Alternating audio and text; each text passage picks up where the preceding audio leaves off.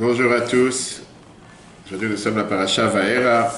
Et finalement, la semaine dernière, on a fini avec la plainte de Moshe. Moshe s'est plaint à Dieu en disant « Pourquoi tu fais souffrir ton peuple depuis que tu m'as envoyé en Égypte ?» Pas seulement que la situation ne s'est pas améliorée, mais au contraire, ça s'est empiré. On a vu à la fin de la Parasha comme quoi Dieu il lui demande « T'inquiète pas, les choses vont s'améliorer, les choses vont évoluer, les choses vont changer pour le positif. » Et on voit au début de cette paracha comme quoi Dieu il dit à Moshe, les patriarches n'ont pas osé me parler de cette manière. Et toi, tu me parles de cette manière. Moshe dit oui, c'est toi qui m'as donné en tant que libérateur du peuple juif. Et le fait que tu m'as demandé d'aller faire cette mission, je ne suis pas supporté que la situation ne s'est pas améliorée. On a parlé longuement dans les cours de la semaine dernière, qu'on peut revoir sur l'application eTorah sur Google et Apple, comme quoi c'était un long débat, et l'Arbi a parlé de ça en Shemot 83, sur la question de Moshe, dis-moi comment tu t'appelles, qu'est-ce que je vais leur dire? C'est pas qu'il cherchait une pièce d'identité pour Dieu, mais c'est au contraire que Moshe disait, le peuple juif va me dire où tu étais pendant leur souffrance, où tu t'es caché pendant qu'ils souffraient. Le peuple juif va me dire, comment ça se fait qu'aujourd'hui tu viens et tu dis, le Dieu de vos parents est apparu pour me dire que vous allez être libérés. Et au final, on est en train de souffrir. Et Dieu, et quand même pour ça qu'il a demandé à Dieu, comment tu t'appelles? Et Dieu dit, dire, rappelle-toi, dis-leur que je serai avec eux de la même manière que je suis avec eux dans cette souffrance. Je serai avec eux dans les autres souffrances. En deux mots, Dieu est en train de faire passer le message. Bonjour. Ouais. Et Dieu a fait passer le message comme quoi, c'est pas que je suis en train de profiter. J'en ai, ok. Il y en a énormément. C'est pas que je suis en train de profiter, et je suis en train de me faire des plaisirs à les voir souffrir. Quand le peuple juif souffre, je souffre avec eux. Ça, c'était la fin de la semaine dernière. Et on voit au début de la paracha, comme Dieu dit, Abraham, Dieu il apparaît à Abraham, à Yitzhak, à Yaakov. Et il leur dit, bizarre, les patriarches n'ont pas parlé de cette manière. Je ne sais pas si tu te rappelles, la semaine dernière, on a vu comme quoi Dieu, il s'est montré dans un buisson ardent à Moshe. Et en parlant dans ce buisson ardent, Moshe il s'est dit, je vais me rapprocher, je vais voir qu'est-ce qui se passe, pourquoi le buisson ne se consume pas. Et après qu'il a voulu voir que Dieu lui parlait à l'intérieur de ce buisson, on voit comme Moshe il a caché sa face, il a dit, j'ai pas envie de voir. Dieu il a dit, je suis prêt à te montrer. Et Moshe il a dit, non, j'ai pas envie de voir. Long débat, on a parlé de ça dans le cours hier soir que tu racontais, c'est dans les autres cours Shabbat. Dieu il a dit, Moshe il a dit à Dieu, je suis pas intéressé à comprendre la souffrance du peuple juif. J'ai pas envie d'explication. Moi je demande que le peuple juif ne souffre pas. Parce que si je commençais à comprendre, automatiquement, j'aurais déjà moins, si on peut dire, pas de compassion, mais j'aurais une situation, on va dire, apaisante. J'ai compris. Je ne veux pas comprendre la souffrance. Pour moi, le peuple juif ne doit pas souffrir. Donc ça, c'était la semaine dernière, on ne va pas y revenir. On peut revoir les cours de la semaine dernière sur l'application. Aujourd'hui, on passe, comme j'ai dit tout à l'heure, à la vitesse supérieure. La semaine dernière, Pharaon a dit comme quoi il n'y a pas de Dieu. C'est moi le Dieu. Et si vous osez demander d'avoir des vacances, ou d'arrêter de travailler, pas seulement que les vacances, ça ne va pas s'arrêter, mais à la place, on va redoubler d'efforts, vous devez travailler encore plus dur, je ne vais même plus vous fournir le foin pour pouvoir construire les briques, vous allez devoir vous débrouiller tout seul, etc. Ok. Cette semaine, on voit comment Moshe commence à faire les symboles, les deux signes, et c'est ce qu'on va s'arrêter aujourd'hui le cours, les deux signes que Moshe, il demande à Dieu, montre-moi un symbole, donne-moi un signe, quoi faire pour montrer au peuple juif que c'est bien toi qui m'as envoyé. Et Dieu lui dit, prends le bâton, jette-le par terre, il devient un serpent, après il redevient un bâton. Et la deuxième chose que Dieu lui demande, de mettre la main à l'intérieur, sa poitrine, qu'elle ressort lépreuse, etc., etc. Donc le dossier de la Gemara qu'on a aujourd'hui, c'est la Gemara Sanhedrin, page 67b. Et c'est la Gemara qui nous parle de tout ce qui est la sorcellerie, la magie, les démons. Il y a des questions que les gens se demandent. Est-ce que j'ai le droit de faire de la sorcellerie? Est-ce que les démons, ça existe? Est-ce que c'est du réel? Il y a beaucoup de gens qui se prennent pour des démons, mais la question qui se demande, est-ce que c'est du sincère? Est-ce que c'est quelque chose qu'on peut dire que c'est quelque chose qui existe aujourd'hui ou qui n'existe pas aujourd'hui? On va voir d'abord ce que la halakha nous dit, on va voir ce que la Gemara nous dit. Donc là, ça donne une page 67, et on va voir concrètement que la Gemara te raconte. Il y a plusieurs épisodes bizarres à l'époque où ça existait de la magie, de la vraie magie. Alors la question est, est-ce qu'aujourd'hui tu as le droit de prendre tes enfants ou de la famille pour aller voir un spectacle de magie? Est-ce que la magie c'est permis d'après la Torah ou pas? Tout d'abord, est-ce que ça existe de la vraie magie? Il parle aussi d'astrologie et tout, c'est beaucoup de ça, c'est, oui, ça va y arriver, c'est un autre dossier. Le rabbi écrit ça des lettres intéressantes. Est-ce que tu as le droit d'aller voir un voyant ou une voyante pour qu'elle lise les traits de la main?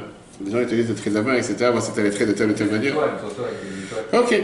Mais là, c'est plus, on parle de la magie concrète, c'est comme la Gemara te raconte une histoire avec quelqu'un qui, à l'époque, avait découpé un chameau en deux, et après, il a recollé les morceaux, il a commencé à... Je ne sais pas si aujourd'hui tu as quelqu'un qui est capable de te faire de la telle magie, ou si c'est quelque chose du réel, ou si c'est des vrais magiciens. Alors d'abord, regardons pourquoi ça. Parce que la Torah te dit, avec les 10 plaies qu'on commence cette semaine, on a les 7 premières plaies, la semaine prochaine, les 3 prochaines, que les Khartoumim, les magiciens de Pharaon, n'étaient pas capables de reproduire certaines plaies. Certaines plaies, ils ont pu le faire, et certains, ils n'étaient pas capables de faire. Ils ne savaient pas s'en sortir. Ok. Après, il y a des détails, on peut rentrer dans les petits détails de chaque plaie, qu'est-ce qu'ils ont pu faire, qu'est-ce qu'ils n'ont pas pu faire. D'abord le texte. Les démons, tu as le sac à l'arrière, on va donner. Non, merci. C'est caché, hein? Oui. Il y a même du halal dedans. Les démons, tous ces vents, on va dire, ces forces surnaturelles qui font du tort à une personne, ils sont appelés, si tu veux en hébreu, shedim. La croyance dans les démons, c'est ce qu'on appelle une croyance dans l'idolâtrie. Ceux qui veulent te faire peur. Pas maintenant quand tu vas à Disney ou à Astérix, c'est ces fantômes qui te tombent dans la tête. Et la Torah te dit dans le Chumash Dvarim, dans le Deutéronome, chapitre 14, chapitre 32, verset 17, Yisberchu la shedim lo Eloah, on n'a pas le droit d'amener des sacrifices à des démons qui représentaient des idolâtries. Ça, c'était à l'époque. On va voir comment les choses ont évolué à travers le temps. Viens les Chachamim. Et les Chachamim eux-mêmes te donnent plusieurs aspects de fait que existait un certain temps des démons. Par exemple, je te dis que parmi les 10 choses que Dieu il a créées vendredi, avant le coucher du soleil, il y avait aussi les Mazikim. Les Mazikim qui étaient les démons. Mishnah Avot, Maxime de nos pères, chapitre 5, Mishnah 6. Abba Binyam, il vient et te dit dans la Gemara Brachot, traité Brachot, page 6a. Alors qu'est-ce qu'il y a? Tu en auras pour deux, pour toi et pour ta femme. Ne seras pas jaloux, je vais l'appeler. C'est-à-dire que si jamais la Torah te redonnait la possibilité de voir les choses, il n'y aurait eu aucune personne qui aurait pu faire face aux démons. Si tu aurais pu voir ce qui se passe, comme un virus, tu aurais pu voir le virus, pareil, tu n'aurais pas pu faire face. Qu'est-ce que les démons? La Torah t'explique que les démons, c'est une force d'impureté, sauf qu'ils n'ont pas de pouvoir d'eux-mêmes. On va dire exactement comme un virus. Ils sont mis sous l'emprise de Dieu. Personne ne sait d'où ça vient, d'où ils sont sortis, etc. Alors, faisons maintenant la part des choses à travers l'histoire du peuple juif. Beaucoup des grands du peuple juif ont cru dans l'existence des démons. On a clairement dit que les démons, c'est quelque chose qui existe. C'est pas quelque chose qui n'existe pas. Rambam, Maïmonide, a clairement dit qu'il ne croit pas dans les démons. Dans son livre, la Halachot, le Sefer de Rambam, il vient et il explique, et il parle en long terme sur qu'il n'y a pas vraiment une croyance ou une existence de démons. Et il explique ça de manière réelle. C'est quelque chose qui n'existe pas. Le Rabbi de Kotsk, il vient et te dit, alors comment est-ce possible qu'on voit que certains maîtres du peuple juif te disent que les démons sont existants, et certains te disent qu'ils n'existent pas. Et il te répond en te disant que même le Rambam, Maïmonide, qui a écrit qu'il n'y a pas de démons, on le très bien comme on va voir aujourd'hui dans la Gemara, que la Gemara te dit que ça existait à une certaine époque. Tu ne veux pas dire que la Gemara dit n'importe quoi. La réponse elle est très simple. Il y a eu une certaine époque où les démons ont existé. Une fois que Rambam Maïmonide a décrété il y a environ plus de 850 ans que les démons n'existent plus, dans le ciel on a décidé la même chose, et à partir de là, les démons n'existent plus. Ça c'est un point. Certains disent, le Richagiz, dans son livre Etzraïm, il te dit que les démons, et tout ce qui est les sorcelleries, et tout ce qui est la vraie magie, ont été totalement effacés, ont été totalement annulés les dernières générations. Alors, la question, elle est comme j'ai dit tout à l'heure. D'un côté, on va voir que la Gemara te dit qu'il y a eu une époque où il y a eu des démons et la sorcellerie et la magie, et certains te disent qu'il n'y a pas eu. Et la réponse, elle est, dans les paroles de Shlomo Amelech dans Kohelet, Zeh Madze Asa Elokim. Dieu, il a créé l'un contre l'autre, qui veut dire. Dieu, il a créé le côté de l'impureté contradictoire au côté de la sainteté de la Kedusha. Qui veut dire, chaque chose que Dieu il a créée du côté du bien, il a créé une contrepartie en mal. Il y a une maladie, il y a un médicament. Il y a le jour, il y a la nuit. Il y a le soleil, il y a la lune. Il y a toujours Dieu l'a créé en paire. Et donc, à partir du moment que tu as une certaine puissance 4, on va dire, en spiritualité, en divinité, en sainteté, tu as cette même puissance dans les forces du mal. Plus la puissance du bien est forte, plus la puissance du mal est forte. Plus quelqu'un y réussit, plus il a des opposants. Plus quelqu'un il est actif, plus il a des forces du mal qui sont jaloux, qui ne sont pas contents, qui ne sont pas... L'Admor Azaken, il explique ça dans la Likutei Torah, dans son livre sur la paracha Va'etchanan. Quand on remonte au temps où il y avait les vrais prophètes, à l'époque des prophètes du peuple juif, dans le Tanakh, dans la Bible, il y avait aussi les faux prophètes. C'était parallèle. Dieu l'a toujours donné. D'ailleurs, on va voir dans quelques semaines la paracha d'Yitro. Yitro était quand même un des plus grands prophètes de tout ce qui était à l'époque les cultures étrangères. Bilam était considéré aussi un des grands prophètes. Et pourquoi il était considéré un des grands prophètes? Tu aurais dit pour que les non-juifs de l'époque ne viennent pas et disent oui, si tu nous aurais donné un prophète, on aurait été aussi dans le bon chemin. Bilam était un des grands prophètes. C'est malheureusement qu'il a utilisé ça pour pouvoir faire du mal au peuple juif, comme on verra plus tard dans plusieurs mois. Quand il y avait le service de Dieu dans le temple, dans le Beth Amikdash, automatiquement il y avait aussi ce qu'on appelle le service d'idolâtrie pour les idoles. C'était parallèle. Chacun il avait. D'ailleurs, au passage, parenthèse, une des raisons pourquoi le service des sacrifices a été instauré dans le temple, c'est parce que les nations, le peuple juif a dit que toutes les nations, ils ont l'habitude d'amener un sacrifice et nous, on n'a pas un endroit.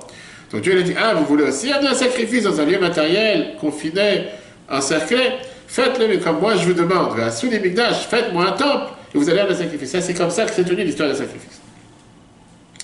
Mais une fois que la prophétie s'est annulée, une fois que le service de Dieu dans le temple s'est annulé, automatiquement, parallèlement, les forces du mal, les forces de l'idolâtrie et les forces de l'impureté, ils ont aussi diminué.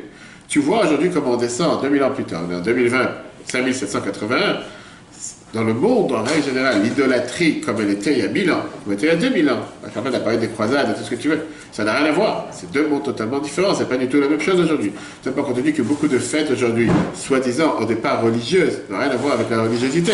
C'est juste commercial, comme dans les fêtes privées, c'est plus, personne n'est vraiment... Beaucoup de fêtes françaises, que je ne me rappelle pas tous les noms par cœur, qui sont officiellement faites par rapport à quelque chose d'idolâtrie. Aujourd'hui, les gens ne savent pas de quoi ça représente. Ils savent que c'est un jour férié, passons en s'amuse, sans plus. Exactement la même chose, on va comprendre par rapport à tout ce qui est les démons et tout ce qui est la magie. Au temps du Tanakh, au temps de la Bible, et au temps du Temple, quand il y avait le dévoilement divin dans le monde, on avait une force et un lien avec les anges. Automatiquement, il y avait aussi les forces de la pureté qui étaient très fortes et qui étaient puissantes. Et c'est pour ça que les Chachamim te parlent, et c'est ce qu'on va voir dans l'Agmara. Pourquoi l'Agmara te dit qu'il y a eu des magiciens, des vrais. Il y a eu des démons. C'est pas que tu vas dire, ouais, ça a existé. Mais c'était à cette époque-là. On sait que depuis qu'il y a eu la destruction du temple, il y a un peu plus de 1950 ans, et ce qu'on appelle la descente des générations, qui veut dire que les niveaux sont beaucoup plus bas, automatiquement le dévoilement de Dieu sur terre a énormément diminué, à tel point qu'aujourd'hui, on se dit que ce ne sont pas de prophètes comme il y avait à l'époque du temple. Et donc aujourd'hui, on ne voit plus cette apparence de démons comme il y avait à l'époque, et ça se peut, comme Rambam nous dit clairement, qu'elle n'existe même pas. Et pareil avec la magie. Alors la question, avant de rentrer dans la Gemara, qu'est-ce qu'il y a de problème avec la magie? Quel est le problème de faire de la magie? Pourquoi j'ai pas le droit de faire de la magie? Pourquoi j'ai pas le droit d'être un magicien? On ne parle pas maintenant de ce qui se passe avec les trucs pour les enfants, les bêtises, là, les spectacles de magie qui ne sont pas vraiment de la magie. Quel est le problème? Pourquoi la Torah elle est contre la magie? Pourquoi la Torah elle est contre le magicien? Qu'est-ce qu'il y a de mal à faire de la magie? Qu'est-ce que tu penses? On se prend un peu pour, avec des choses qui ne sont pas humaines. Pas humaines, ça c'est un point important, mais il y a un autre point qu'on se prend un peu pour... Pour Dieu, quoi. Bravo. Rambam, dans le Guide des Égarés, chapitre 3, page 29, il te dit que la magie, au départ, c'était quelque chose qui était fait par les idolâtres. Donc il te dit que même si on dit qu'aujourd'hui il faut s'éloigner d'eux, il faut savoir que la magie n'a aucun sens, c'est juste ce qu'on appelle une simple tromperie, et c'est, comme on dit, c'est de la fiction, c'est de la science-fiction, c'est pas du réel. Je dis la phrase que Rambam emploie dans l'Ichot Avodah Zarah, les lois de l'idolâtrie, chapitre 11, halakha 16. Un juif n'a pas le droit d'aller se familiariser avec tout ce qui est de la magie et ne pas penser à un instant que ça a de la valeur. En disant, tu vas te dire, j'ai un problème avec ça, je vais aller voir un magicien, il va me faire tomber, un trésor de billets dans mon bureau. Le vin, on prie tous les jours, mais je ne pense pas que c'est quelque chose qu'on doit faire. Ça, c'est Rambam. Rambam qui était Rabbi Moshe ben Maïmonide. Alors que tu parles de Nachmanide qui est Rabbi Moshe ben Nachman, grand sage d'Espagne, et lui, il n'est pas d'accord avec Maïmonide. Et lui, il te dit que la magie, et dans les magiciens, il y a du réel. Il faut faire attention. C'est pas quelque chose que tu peux juste fermer les yeux et dire c'est pas vrai. Seulement, il te dit que le problème qu'on a avec la magie, c'est que ce sont des gens qui parlent et qui agissent contre la volonté de Dieu. Et c'est pour ça que la Torah l'a interdit. Deuxièmement, le grand problème, il te dit qu'on a avec les magiciens, c'est le fait que quelqu'un pareil, c'est quelqu'un qui ne s'appuie pas sur la volonté de Dieu ou sur les forces de Dieu sur terre, et à la place, il se tourne vers des autres croyances ou des autres forces externes à Dieu, en disant que puisque de toute façon Dieu n'arrive pas à m'aider, je vais aller voir les magiciens et c'est eux qui vont m'aider. Et ça, c'est quelque chose que Rambam ne peut pas être d'accord avec. Rambam Ahmedid. Donc ça, c'est l'interdiction par rapport à la magie. Moi, je sais, par exemple, quand il a transformé son bâton en serpent et tout, c'est Dieu qui a fait que Exactement, tu as 100% raison, mais ça c'est la les autres, ils l'ont fait de même. Tout à fait, c'est pour ça qu'on est en train de parler de ça aujourd'hui, on va voir la différence. Personne dans la Torah n'a fait Un geste de magie. un geste de magie. Oui. Pas de notre côté, quoi. Oui, il pas dit qu'on tu parles par rapport à quoi? Est-ce qu'on peut le faire ou pas? Là, ce que Moshe l'a fait, c'est que Dieu lui a demandé de faire ce symbole. Le fait qu'eux le reproduisent, c'est pour le montrer, justement, c'était une des forces que Dieu a voulu leur dire, tu sais quoi? Il lui a demandé de faire un truc que il savait que les Égyptiens allaient faire la même chose. Parce que je te dis, Il a fait un truc vraiment exceptionnel. C'est pas de faire quelque chose. Justement, c'était de montrer, au départ, d'abord, ils n'ont pas tout refait, pas dans tous les tas, on peut parler de chaque chose qu'ils ont fait, ils n'ont pas fait. Mais le point principal, c'était de leur montrer, même si vous pensez que vous êtes capable de le faire, ça n'enlève pas le fait que c'est Dieu qui m'a envoyé, Dieu m'a demandé de faire ce que je viens de faire. Et la preuve est que certaines choses, je n'ai pas pu le refaire. Un détail, par exemple, on dit que Moshe, il a transformé le bâton en serpent, après il a retransformé le serpent en bâton, et ça, ils n'ont pas pu forcément le faire. Donc même dans leur magie, que eux ils se prenaient pour des grands magiciens, on l'a vu la semaine dernière. Le bâton a mangé les autres bâtons. Exactement, et après qu'il est revenu en bâton, il a mangé tout le reste, etc. Et je dis, on peut rentrer dans chaque détail de chaque... passer des heures dessus. La semaine dernière, qu'est-ce qui s'est passé? Dans leur astrologie, ils ont vu que le sauveteur du peuple juif va sortir de l'eau. Donc ils se sont dit, il faut taper l'eau, il faut le tuer Non, il va mourir à cause de l'eau, pardon. Dans la réalité, c'est quoi? C'est que dans la fin de la Torah, on va voir que Moshe a été puni à cause de l'eau parce qu'il a tapé sur le rocher et il n'a pas parlé au rocher. Ça, c'était la réalité. Eux, ils ont pensé que c'est l'eau, donc il faut noyer tous les enfants dans l'eau, comme ça le sauveteur du peuple juif va être... Donc ça te montre qu'ils ont vu quelque chose. C'est comme si tu vois, t'as pas mis les lunettes 3D, tu vas voir, je sais pas. Moment, mais on veut quand même le. Oui, mais comme je dis, puisqu'à l'époque, tu avais cette force spirituelle, cette force de sainteté, de divinité qui existait à l'époque, dans le monde spirituel, le monde de l'Agdusha, tu avais la contrepartie dans le monde du mal. Aujourd'hui, que les générations sont descendues beaucoup plus bas, c'est qu'on n'est pas à un niveau comme c'était à l'époque, automatiquement, on n'a plus cette même capacité dans l'Agdusha comme dans les forces du mal. Ça, c'est pas pour la magie. Prenons la halakha maintenant. On va entrer dans la Gemara, j'espère qu'on entend de voir la Gemara aussi. La Gemara, d'abord, elle te dit que la magie, c'est comme je t'ai dit, c'est de la fiction. C'est pas du réel, d'accord? Et là, moi, la Gemara te dit que tout celui qui fait une chose pareille, il transgresse la volonté de Dieu. Il fait une avéra, c'est l'interdiction. Alors, la question que les gens te demandent aujourd'hui, c'est une question courante. Est-ce que tu as le droit de faire venir un magicien chez toi à la maison? Tu as le droit de faire venir un magicien dans ta synagogue, dans ta communauté, tu as le droit de faire venir un magicien à une fête? Est-ce que celui qui fait de la magie, il transgresse la volonté de Dieu? La vraie magie. Et est-ce que tout le fait que toi tu as invité un magicien, automatiquement tu as fait quelque chose de mal? Personne, j'invite des magiciens.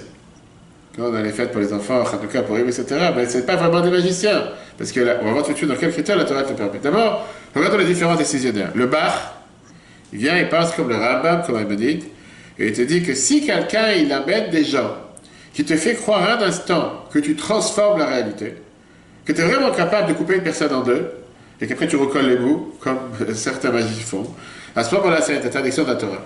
Pourquoi c'est l'interdiction de la Torah? Parce que c'est vraiment quelque chose de faux. C'est vraiment comme si tu es en train de déformer la nature que Dieu a créée. Celui qui invite un tel magicien, il transgresse sur le fait d'avoir mis un piège. On dit que tu n'as pas le droit de mettre une pierre devant quelqu'un d'aveugle. Quelqu'un qui est aveugle, tu n'as pas le droit de mettre une pierre pour qu'il tombe et qu'il trébuche. Pourquoi? Parce qu'à cause de la magie, la personne elle se dit, ah, il y a Dieu, mais il y a aussi quelqu'un qui est capable de faire la même chose que Dieu. Très bien. Celui qui voit ce type de magie, on dit aussi qu'il transgresse, parce que c'est une avéra qu'il est en train de faire. Ça, ce que je suis en train de dire, c'est accepté d'après tous les décisionnaires. Dans le bar, ils remettent ça, la halakha, que les Shach a dit, le Rav Vosner dans Shevet Halevi, le Rav Ovadia dans Yabia Omer, le chapitre, volume 5, Yoredé à Siman 14. C'est là qu'ils ne sont pas d'accord avec ça. Alors, Michael David Alevi, il écrit dans Selech Harav, qu'on a le droit d'être présent dans un théâtre ou une pièce de magie, parce que la réalité, on parle de quelqu'un qui agit plutôt rapidement. C'est tous ceux qui agissent avec les cartes et qui sortent la carte. Et il te dit, je n'avais pas fermé le micro. Il te dit que l'interdiction, dont l'Akbar, on a dit alors que c'est interdit d'être présent dans un spectacle de magie, c'est quand c'est de la vraie magie, la vraie sorcellerie. On sait que c'est faux. Oh, oui, mais il y a des gens qui ne savent pas. Voilà, on va voir les détails. On va voir comment. Tu sais qu'aujourd'hui, il y a des juifs religieux qui sont magiciens. On va voir comment la Torah le permet. On va voir. Pour l'instant, on passe du plus haut au plus bas. D'accord? Donc, lui, il te dit que l'interdiction, elle est quand tu as une vraie magie. Comme le cas que la Gemara elle amène, que quelqu'un, je dis, il a coupé un chameau en deux, après il a recollé les morceaux, le chameau était en vie. C'est la Gemara qui te raconte. Ça, c'est quelque chose qui est une vraie magie. Pas juste une fiction, quelqu'un t'a fait quelque chose pour te faire croire quoi que ce soit. Le Rav Moshe Feinstein, qui était un des grands décisionnaires de notre siècle, il écrit dans le volume 4 de Yoredea que le Khatril, a priori, ne serait pas parti à un événement ou à une pièce de magie. Parce qu'il y a beaucoup de décisionnaires qui disent que c'est interdit. Néanmoins, si je vais dans un tel événement, et surtout qu'on sait que c'est plus de la tromperie de l'œil qu'autre chose, il n'y a pas d'interdiction réelle. Comme tu as dit tout à l'heure, les gens aujourd'hui, ils savent que c'est du faux. Donc, avec la corde qui se déchire, la corde qui s'attache, bref. Ceux qui permettent, ils ont un autre problème avec la magie, c'est le fait de tromper les gens. Ça, c'est autre chose. Alors, encore une fois, je peux dire que c'est pas fait volontairement, parce qu'on t'es là pour t'amuser. Mais après, là, tu n'as pas le droit de tromper les gens. Tu n'as pas le droit de faire croire à quelqu'un quelque chose qui n'est pas vrai. D'accord? Le Raftar m'aurait dit qu'on peut le faire quand tu viens parce que tu es en train de faire un trompe-l'œil et tu te montres aux gens surtout. Ça, c'est la permission avec laquelle tous les magiciens juifs religieux pratiquants le font. C'est que parmi tout ce qu'ils font, ils prennent un enfant comme ça et ils lui disent tiens, viens, je te montre comment ça marche. Quand sur 10 tours de magie ou 20 tours de magie, peu importe, tu montres une expérience et tu viens montrer, expliquer que c'est pas vraiment de la magie, là les gens ont compris qu'il faut juste savoir apprendre le métier, comme tu as aujourd'hui ceux qui font ce qu'on appelle c'est pas la téléthérapie, la télépathie, et qui peuvent lire ce qui est dans ton cerveau, ils te montrent comment ça marche, etc. Le Rav Mazouz, grand rabbin des Tunisiens, il te dit que un magicien qui veut faire de la magie, il a le devoir de dire ouvertement, quand il arrive dans la salle, je parle d'un juif religieux, que c'est pas de la magie, montrer exactement qu'est-ce qu'il est en train de faire, et à ce moment-là, la magie est permise. Si on fait la synthèse de tout ce qu'on vient de voir avant d'entrer dans la Gemara, on voit que, concrètement, d'abord, les démons n'existent pas aujourd'hui, comme Rambam nous dit. Même si ça existait à une certaine époque, aujourd'hui c'est fini. Deuxièmement, la magie, telle, pure comme elle était à l'époque, elle n'existe pas non plus aujourd'hui. Et des spectacles de magie, c'est pas interdit, tout le temps qu'on sait que c'est des trompe-l'œil, et que surtout la personne est capable de te montrer que ce qu'il est en train de faire, c'est pas vraiment de la magie, c'est quelque chose, c'est couper une carte en deux, la reconnaître. Personnellement, je sais pas comment ils font tout leur truc. Mais voilà les différents débats. Maintenant, regardons la Gemara. La Gemara te raconte une histoire, c'est la Gemara, c'est Nedrin, page 67b. Là-bas, Rabbi Yochanan vient et te dit, quelle est la raison? Pourquoi c'est appelé Kshafim? Pourquoi c'est appelé de la magie? Parce qu'ils viennent et ils s'opposent à la volonté de Dieu. En deux mots, ils essaient de contredire la nature, comment Dieu a fait les choses. Et la Gemara, elle te dit au départ une phrase qui vient être, contre les paroles de Rabbi Yochanan. Parce qu'elle te dit, c'est écrit dans la Torah, Edon Bilvado, il n'y a rien à part Dieu. C'est Dieu qui décide tout ce qui se passe sur terre, il n'y a rien qui peut faire quelque chose contre la volonté de Dieu. Vient Rabbi Hanina. Rabbi Hanina a été dit, sache que même les choses de magie ne peuvent pas faire du mal à une personne si ce n'est pas Dieu qui a décrété que ça peut lui faire du mal. En deux mots, il n'y a rien sur terre qui peut te déranger. Je vois un sorcier dehors en train de parler, dès que je passe, il bouge avec ses lèvres, on va voir des phrases de l'Agma, des fois des gens te racontent, j'ai vu cette grand-mère, des gens, des voyantes ou des sorcières, ça va te maudire. Arrête de te prendre la tête. Et personne ne peut avoir un emprise sur toi si ce n'est pas Dieu qui a décidé que tu dois avoir un problème. L'Agma t'a raconté l'histoire. Il y avait une fois une femme qui est partie chercher le sable ou la poussière qu'il y avait sous les pieds de Rabbi Hanina, sans savoir, pour lui faire de la magie et le tuer. Quand Rabbi Hanina, il a senti ce qui se passe, il a compris qu'est-ce qui se passe. Il a dit, si tu réussis à faire de la magie contre moi, vas-y, moi j'ai pas peur. Parce que c'est écrit dans la Torah, il n'y a rien à part la volonté de Dieu, dans le Chumash Dvarim, chapitre 4, verset 35. Si Dieu, il veut que tu ne puisses pas me faire du mal, tu ne pourras pas me faire du mal. Et si jamais tu pourras me faire du mal, c'est pas toi qui l'as fait, c'est Dieu qui a décidé qu'il y avait quelque chose de mal qui pouvait m'arriver. C'est pas toi qui as un pouvoir particulier ou quoi que ce soit. Alors, la Gemara dit, comment tu peux dire une chose pareille, que tu n'as pas confiance dans la magie? On vient de voir la phrase de Rabbi Yochanan qui te dit que la magie c'est interdit parce que c'est contre la volonté de Dieu. Ça veut dire qu'ils ont du pouvoir. Pourquoi tu dis qu'ils n'ont pas de pouvoir? La Gemara dit c'est différent avec Rabbi Hanina, parce que Rabbi Hanina il avait des grands mérites. Et puisqu'il avait des grands mérites, automatiquement, Dieu l'a protégé. Donc ça c'est, tu vois, on a appris une fois qu'on a vu la halakha, etc. Comme la Gemara te dit que ça existait un certain temps, la magie. Et l'œil? L'œil, t'as deux yeux, c'est très bien. L'œil, la réponse, on a vu ça, on a plusieurs cours, tu peux voir sur l'application sur le mauvais œil. Alors, il a répondu plusieurs fois. Même si tous les matins dans la prière, on demande à Dieu de ne pas être attrapé par le mauvais œil, que le mauvais œil et toutes ces choses-là peuvent faire du mal seulement à ceux qui croient. Quelqu'un qui n'y croit pas, ça ne fait pas de mal. Quelqu'un qui croit à la superstition, automatiquement, tout ce qui fait, tout ce qui bouge, tout ce qui tombe, tout ce qui se passe, c'est totalement fou, il faut qu'il se fasse soigner. La halakha considère que ça n'a pas d'emprise sur une personne à partir du moment que tu n'y crois pas. Ce n'est pas des forces qui peuvent faire du mal à quelqu'un.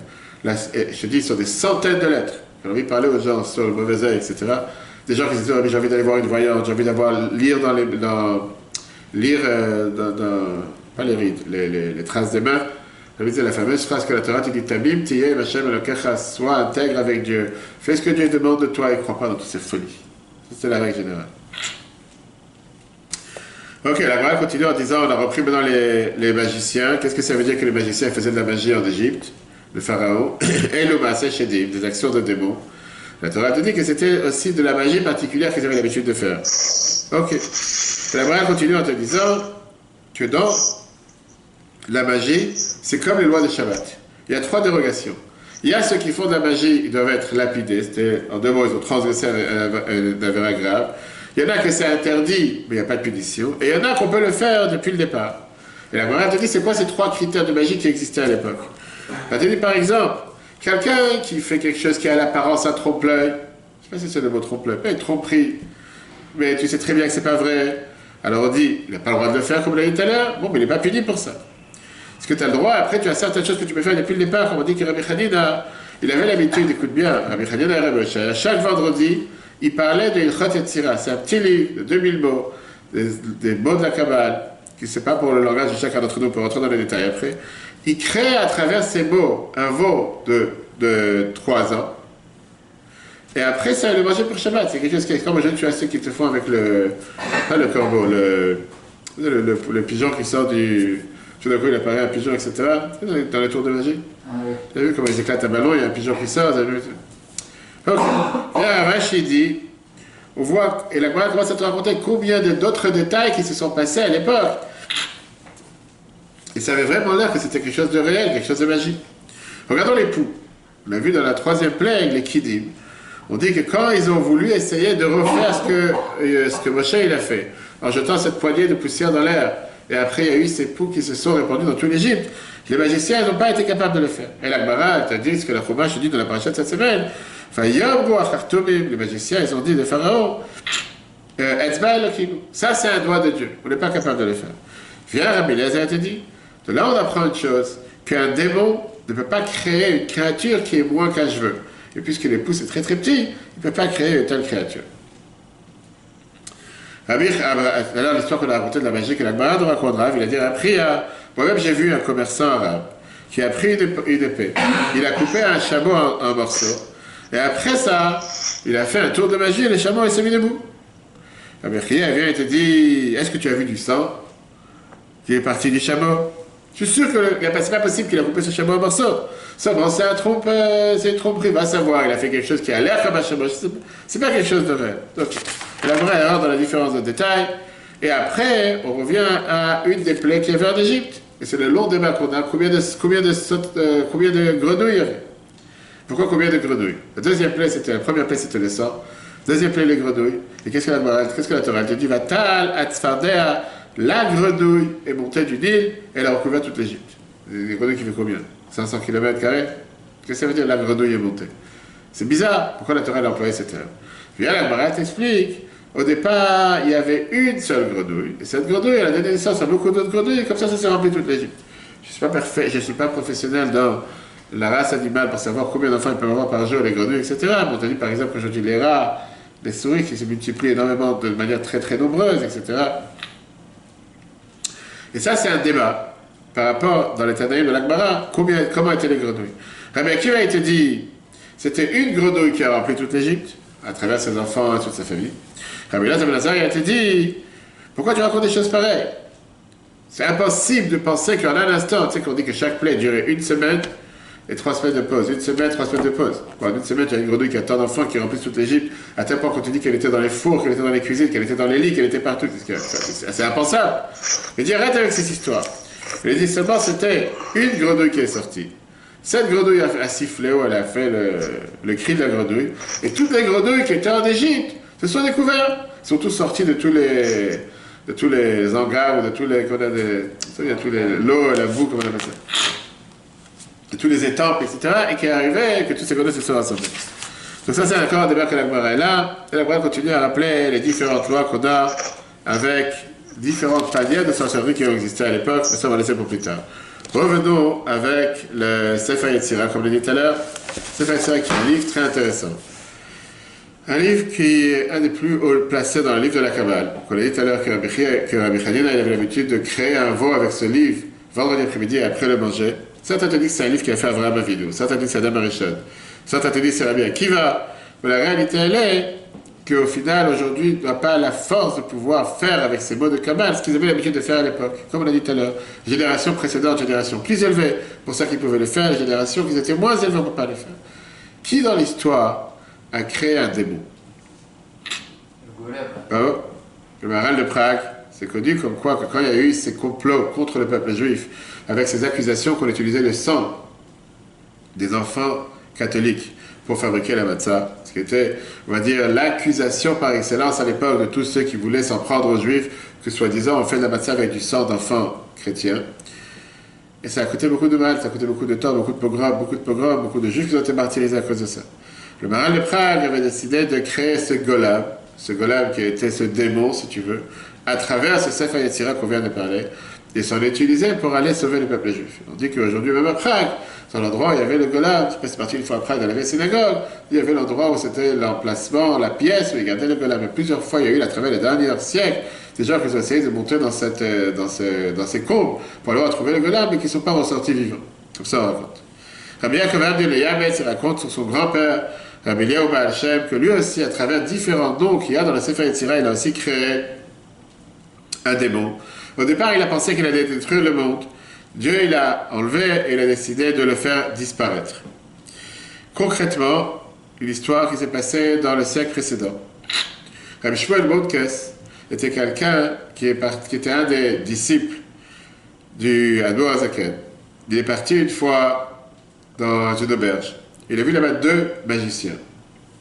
Les magiciens, ils ont essayé de se débattre avec lui. Les magiciens, à l'époque, en Russie, en Europe de l'Est, ils ont essayé de faire une compétition avec lui. Il a dit, je suis d'accord de jouer le jeu avec vous, mais à condition que moi je bois de votre verre et vous buvez de mon verre. Vous pouvez faire de la magie avec moi, et pas de souci. Donnez-moi votre verre, je suis prêt à boire ce que vous voulez. Et moi, après, je vous donne mon verre. D'accord. C'était avant, c'était pré-corona. Ils ont décidé de faire une chose pareille, il n'y a pas de souci. Ils ont préparé un verre, ils ont prononcé dessus n'importe quel mot de magie, ils l'ont donné à boire. Comme il a dit, moi j'ai confiance en Dieu, qu'il ne va rien m'arriver. Parce qu'il n'y a rien à part Dieu qui dirige le monde. Il a fait la bracha chez Akol, Liam, Midvaro. Mais il n'y a rien eu. Après, ça veut dire, c'est à moi de jouer le jeu. Il me dit que moi je bois du verre. Après, ça vous de boire le verre. Il leur a donné à boire le verre. Un, il est mort, et l'autre est tombé malade. Lui, il avait affaire avec deux magiciens. Il est parti après à Liozna, le jour de Kippour, pour aller voir l'Admor HaZaken. En route, il y a des gens qui ont essayé de l'embêter. Il n'arrivait pas à s'avancer. Le soir, l'Admor HaZaken a envoyé son fils, l'Admor Haïm pour aller l'accueillir. Après, ça lui a dit, sache que j'ai eu beaucoup de travail à faire dans le monde céleste pour réparer les dégâts que tu as fait. Qui veut dire que c'est pas quelque chose de normal de s'amuser avec la magie non plus. Même si tu penses que tu as des certaines forces, on n'a pas à changer la nature et les choses comme Dieu a créé le monde.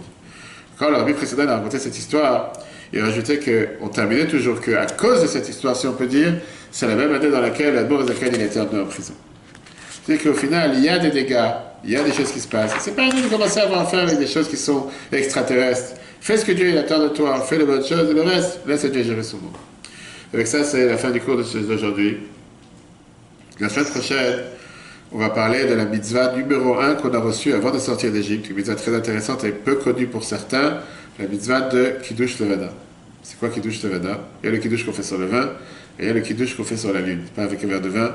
On a l'habitude de sanctifier la lune, de remercier Dieu tous les mois pour la nouvelle lune. C'est une prière qu'on fait une fois par mois. On a l'habitude de le faire entre le 7e jour du mois et le 14e jour, parce que la lune renaît, se recrée, réapparaît à nouveau du 1er au 14, et à partir du 15, qui est pleine, le 16, elle commence à descendre jusqu'au 29.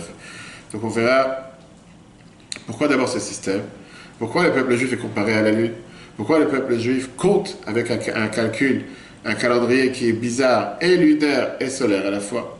Le calendrier des mois, c'est un calendrier lunaire. Le calendrier des fêtes, c'est un calendrier solaire. C'est le seul calendrier qui est si complexe.